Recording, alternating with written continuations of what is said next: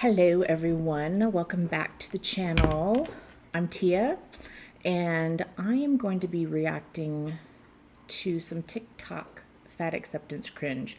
There is a YouTuber who used to be overweight, now she's lost the weight, and she goes by "Hi, I'm Ladicus" online. We'll link the original video, but she does these compilations and she puts them out every day, and some days she reacts to them, but she's in cartoon form, as you'll see.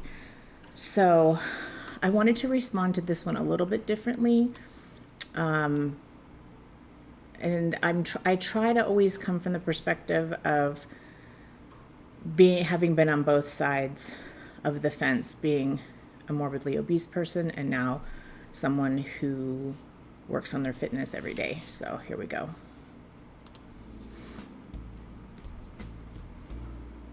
She does all this animation herself.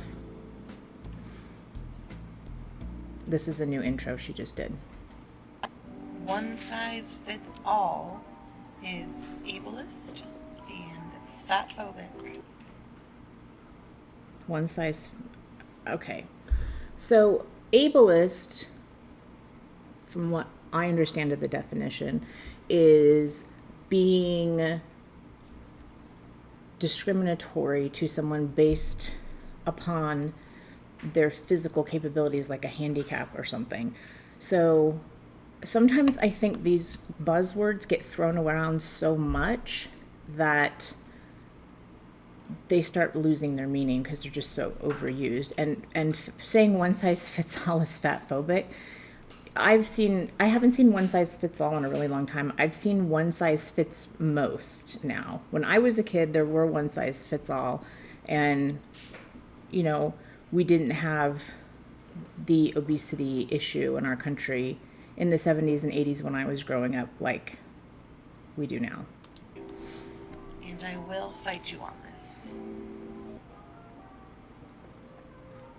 Forget that Lizzo is extremely athletic. Okay, so the first point. So I wanted to try and break this down, like kind of point by point, that Lizzo is extremely athletic. I would beg to differ on that. Athleticism, because you ride an exercise bike every day or go for a walk, that doesn't make you athletic. She works out every day. And I don't believe that Lizzo works out every day either. I really don't believe that. And I'm not trying to bash her or anything, because I'm a nutbag who works out twice a day, 6 days a week. You know, I know that's not for everybody, but I don't think she works out every day. And she's a vegan. She eats very healthy. Okay, if you've ever seen Lizzo's TikToks, I might have Justice insert one of her eating TikToks, because just because something says vegan, Oreos are vegan, that doesn't mean it's very healthy because it's vegan. So, and if you hear crunching, I just gave the dogs bones, so that was probably my bad. But vegan doesn't inherently mean healthy.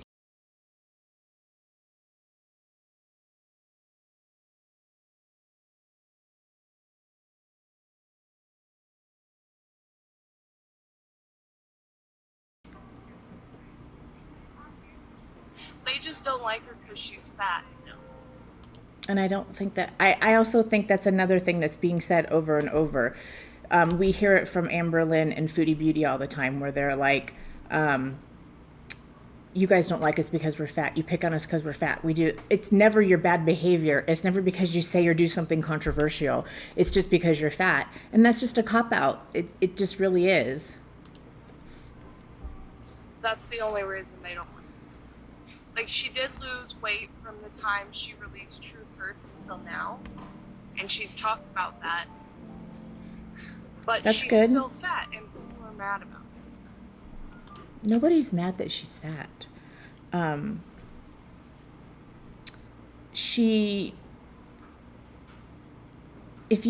and I've learned this on the tiny platform I have between here and Instagram, that if you put yourself out there, there's going to be somebody that's going to have something shitty to say about you, to you, whatever. I mean, I have people who don't like people with red hair. Just instantly aren't going to like me. Whatever. I'm not everybody's cup of tea, and that's okay, because you know what? I don't like everybody.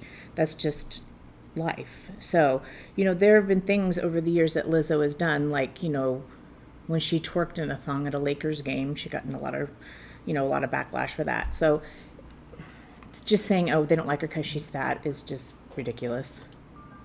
You tell fat people to work out, to lose weight, to eat healthier, whatever. But when they don't lose weight, you're still mad at them. And even her, she did lose weight. You're still mad at her. I don't know who she's Why talking is about. that? Because you're fat phobic.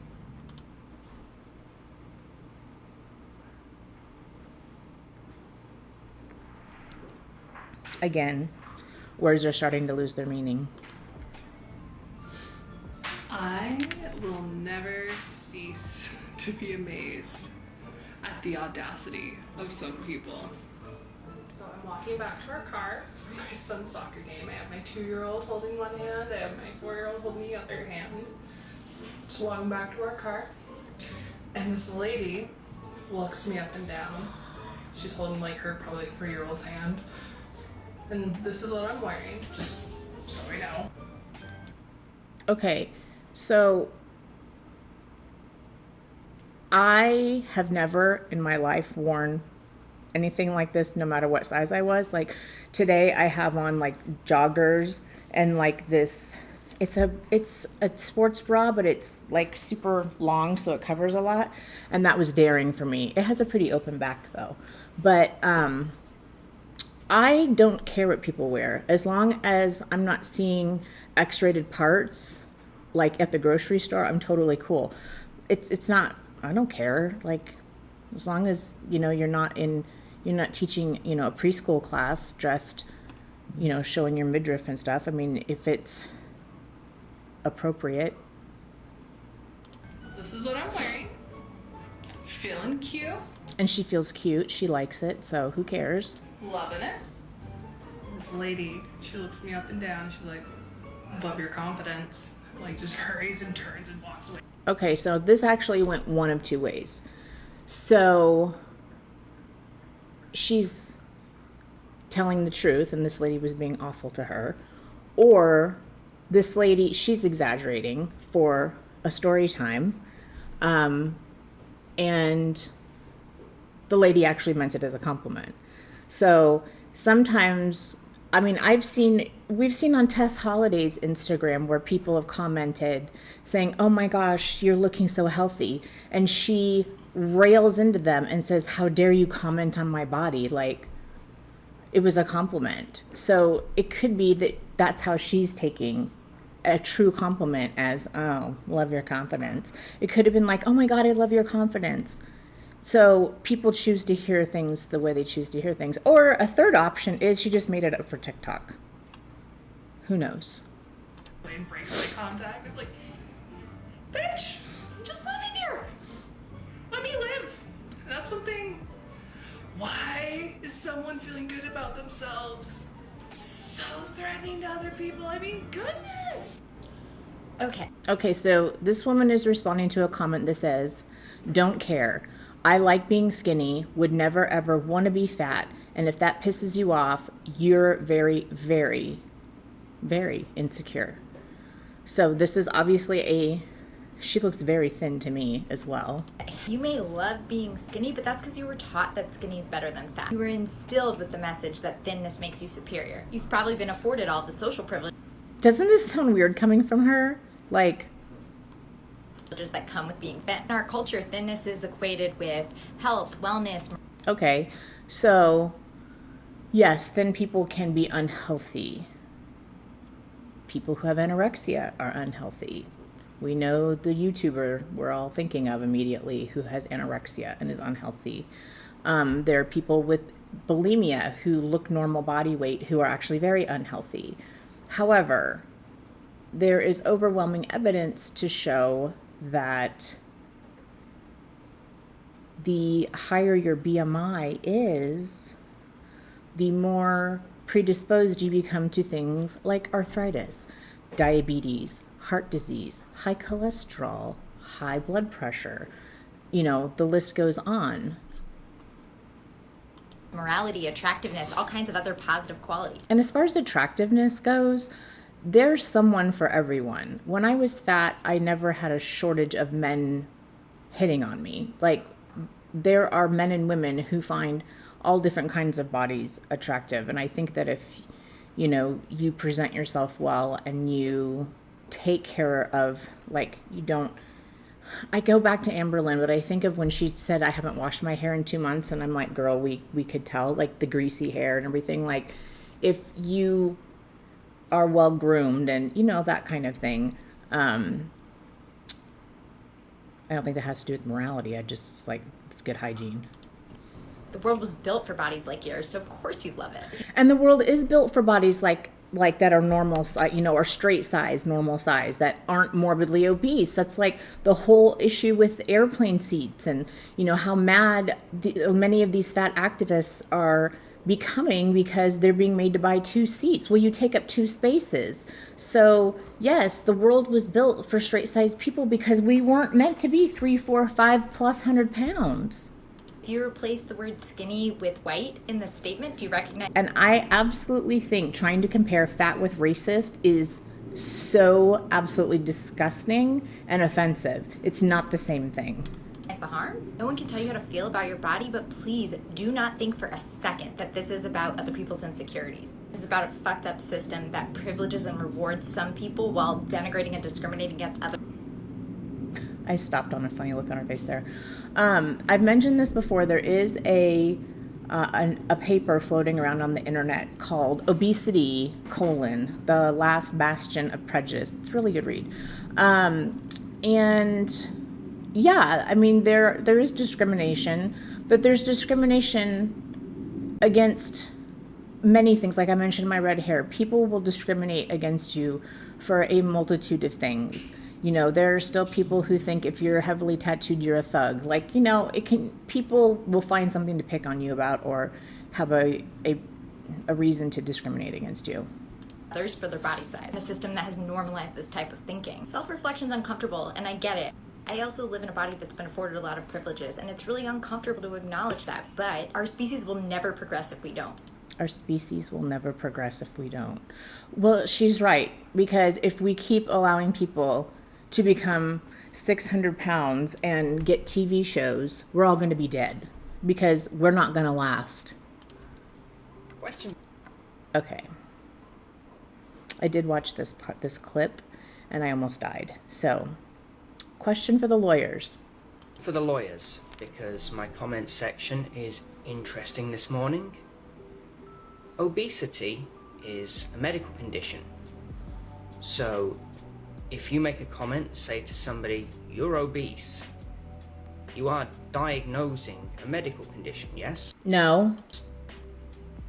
And if you then say, you're obese, get lean, you are not only diagnosing a medical condition, No. but you are also prescribing a course of treatment to correct that condition. No. How is that not practicing medicine? It's not. This is the kind of stuff that irks me too, when people try to twist the law or the truth or whatever to fit whatever narrative they're trying to get across. And it's not, I mean, come on, that's just lame. You can look at someone and be like, they're fat, they're obese, you're underweight, you're very skinny. Like, it's called I have eyes. And yes, we know that it's not healthy to stay obese. Without a license.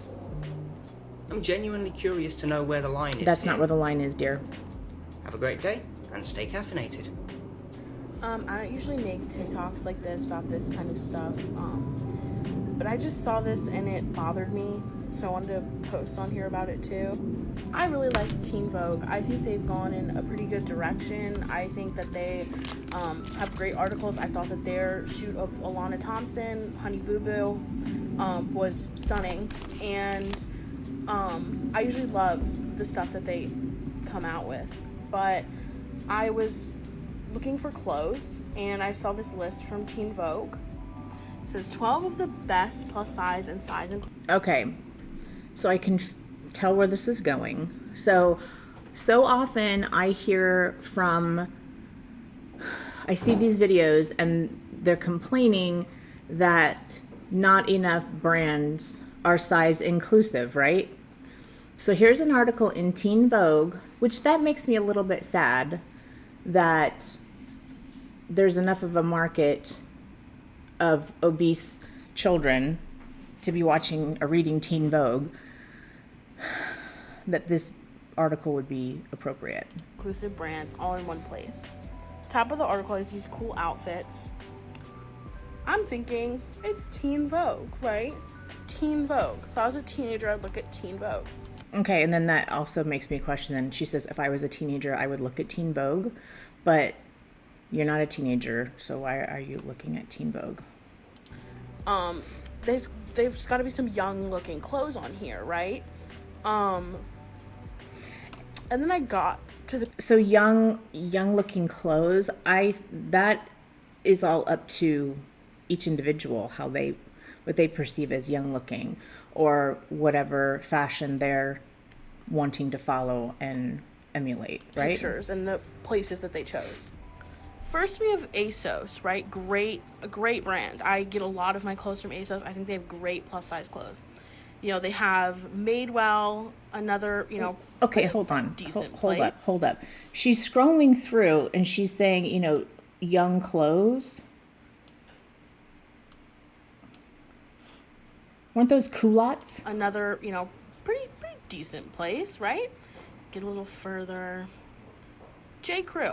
Okay, I didn't go back far enough. Hold me? on. I want to. Okay. Size clothes. They have Sorry. Madewell. Did you see them? Another, Culottes. Pretty decent place, right? My grandmother Get a wore little culottes. further. She was J. born in the Crew. 20s, like 1920s. To me, J. Crew is not a young store. To me, this doesn't look young. This Okay, saying J. Crew isn't a young store is funny to me. Actually, Meghan Markle, who's become like this icon, especially for millennial and Gen Zers, she made one of J. Crew's handbags really famous, like the first summer that after she married Harry, because she carried one of, here comes Apollo, she carried one of their little straw handbags. is sold not, out.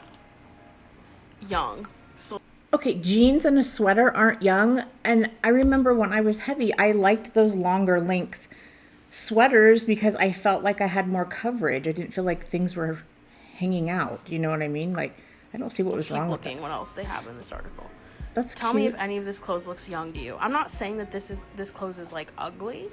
I'm just saying Well, not every kid is going to wear cutoff shorts and a tank top. I would think, especially as a plus size person, most of us, when we were plus size, didn't necessarily, if you feel comfortable in that, cool, but that to me this clothes doesn't look that's cute. A wrap dress? like it should be A in polka Teen dotted Vogue. skirt? Okay, let's keep looking. What other stores do we have on here?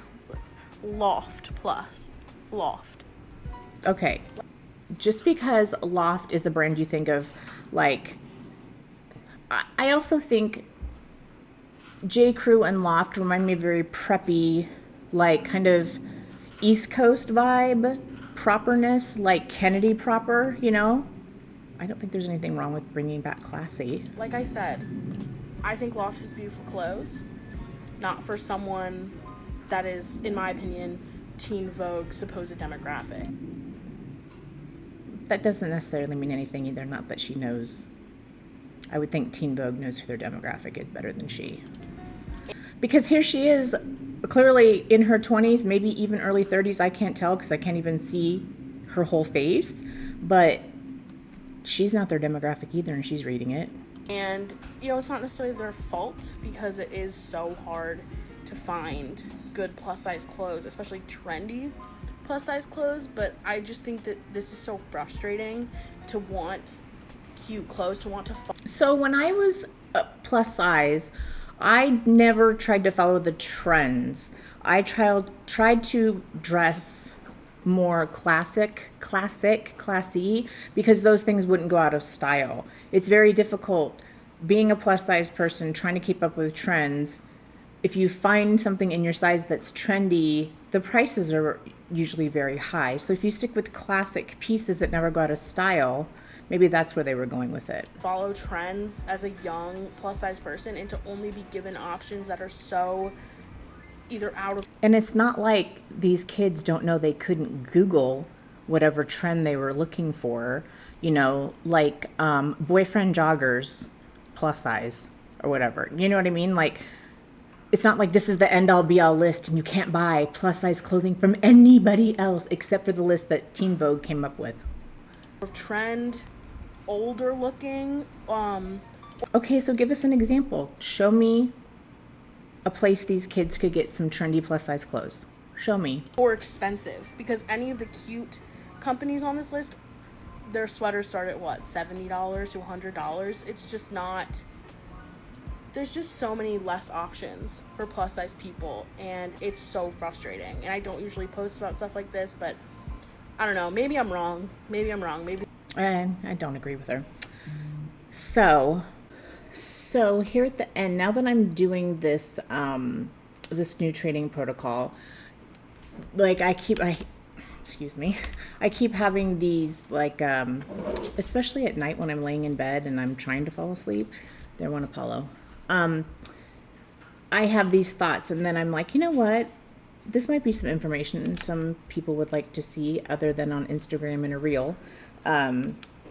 So something that has always fascinated me about, athletes in general is what people do for recovery. And you can spend a lot of money going to cryotherapy. I was saying last night that I have been obsessed kind of watching Eddie Hall and what he does, because he's like clearly obsessed with cryotherapy and not recovery. Well, cryotherapy too. He bought his own cryo chamber, so that was expensive. He just brought in a hyperbaric chamber after he detached his bicep. So I actually Googled to see how much that hyperbaric chamber was, and it was $4,000, which is way less than I thought it was going to be. And Bob said, don't get any ideas. And I was like, damn. But I was trying to think of the things that I do to help me recover that maybe aren't obviously as expensive as buying your own hyperbaric chamber. So obviously making sure you're eating all your meals that your coach is telling you to eat, or what you know you're supposed to be eating for the goals that you have. I know even during my cut, I would either get sick of the food just because it's the same stuff every day, or I just was like, and even with now being able to eat as much as I can eat, I'm just full. And the fact that I don't have a stomach, it makes it hard to eat as much volume as I need to eat, because sometimes it'll take me 2 or 3 hours to finish a meal. And then it's time to start eating again. Right, Apollo? Right? Yes, okay. My old man.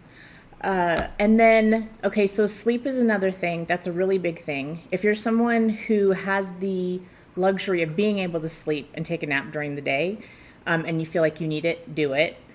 I wish I could. I can sometimes, where I'm just so exhausted. When I was first getting used to training first thing in the morning, like when I was training with Danny, I was getting up at 4 a.m, and now Marcia's back, so I'm getting up at 5:30, so I feel like I'm sleeping in. So there's that. And then there are supplements that can help you that aren't like horrible for you, like taking something like Ambien or Xanax would be, like GABA, melatonin. There's several things that you can buy over the counter that can assist with sleep. And if you're in a place where you can get CBD products don't work for me, unfortunately. And I've tried all kinds and many different strengths, and they don't really do much for me. So there's that. And then on like the kind of cold therapy, if you can't afford going to cryotherapy, I know that's expensive. You can take a good old ice bath. You can buy a couple of big bags of ice, like from Walgreens or the gas station or whatever, and dump them in your bathtub and put water in it and get in. I know it sounds crazy. I personally can't do it because I have rheumatoid arthritis and it's indicated. I'll go into a rheumatoid arthritis flare, and I don't want to go to the hospital. So I don't do that. But I do love heat therapy. I do heat therapy year round. I live in Las Vegas, and I sleep with a heating blanket on my bed year round. There are times, and I even started going to, and I know people are going to scream, but let me tell you first. Twice a week, I go to a tanning salon, and I put sunblock all over this arm, and then I have my hair up in a towel so it doesn't damage it, and then I have a towel covering my face down to here because I don't want old lady chest. Because the tanning beds actually get me warm to my bones, and I don't feel as achy. Like it has that kind of a property for me. So there's that. And then meditation. I meditate every single night to go to sleep because I do sleep like crap. I've been meditating since 2012, and I have been doing it every single night for at least the past year. Even in Jamaica, I was doing it. And I just, I go on my phone and I go to YouTube and I search guided sleep meditation, and it's crazy what gets brought up. Like, you can find guided meditations for athletes. You can find guided meditations for deep relaxation, for manifesting the life you want. I mean, it's crazy. You can find one for past life regression. Like, there's a meditation for everything. So those are some of the things that I do that are very helpful, and they're fairly inexpensive. So if you guys have any other suggestions on recovery that people could do that is free or affordable, drop it down in the comments. And yeah, that's it. Thank you guys. I appreciate you all being here, and we're about to hit a milestone in subscribers, so I'm very excited for that.